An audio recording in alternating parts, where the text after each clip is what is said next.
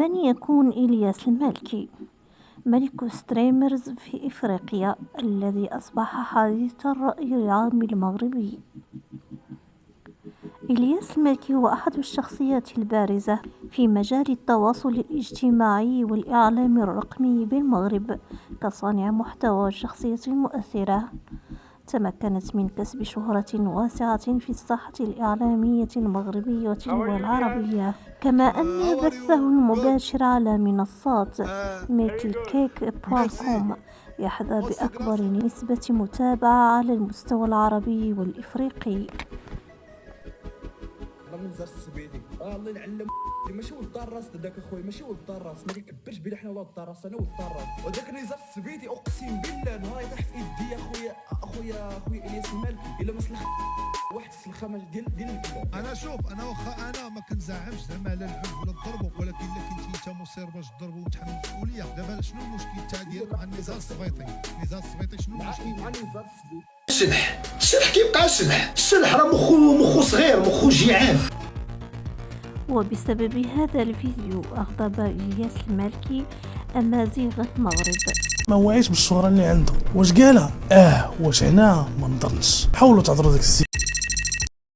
قضيه الياس وللإشارة فإن المالكي يخضع حاليا للتحقيق بسبب تصريحات تضمنت ألفاظا واعتبرت مسيئة للأمازيغ، ما أثار استياء واسعا لدى العديد من المغاربة الذين اعتبروها سبا وشتما وتشهيرا ضد فئة هامة من المجتمع المغربي.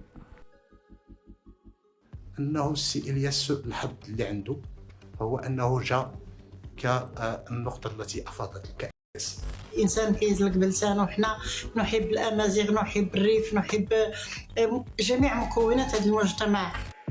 غير المحبين هي قضية. ورفضت هيئة المحكمة ملتمس الصراح المؤقت الذي تقدم به المحامي لفائدة موكله إلياس المالكي لتقرر إعادته إلى السجن المحلي سيدي موسى.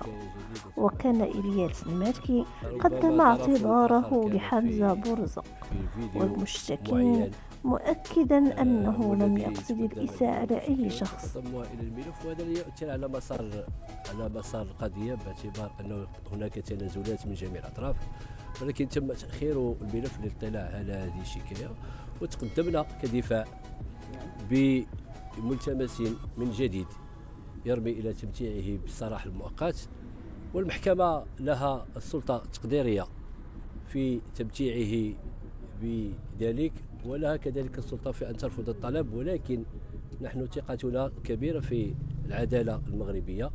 نحن في بلد فيها ملك لا يظلم عنده أحد، وأكيد سيجعل الله لإلياس مخرجا وفرجا مما هو فيه. المغرب راه السكان الاول والمغرب راه هما اللي بناو هذا المغرب اللي ساكنين فيه حنا دابا، راه خاصنا نشكروهم صباح وعشيه. حنا راه داويين على ديال الجزائر منفصلين، اما هادو راه معانا وحبابنا وخوت علينا. مش عرفتي شنو هما الامازيغ ولا ما عرفتيش؟ راه سكان الارض الاولون، ماشي غير سكان المغرب الاولون. حنا جاو عندنا امازيغ السكان الاول والمغرب حافظوا عليها وداروا فيها الدين ديال الاسلام، داروا دين واحد، والدوله العربيه الوحيده اللي فيها دين واحد هو دين الاسلام. ما كاينش شي واحد كتلقاه متبع شي ديانه اخرى. هادشي بفضل الامازيغ وقبل منهم الله عز وجل.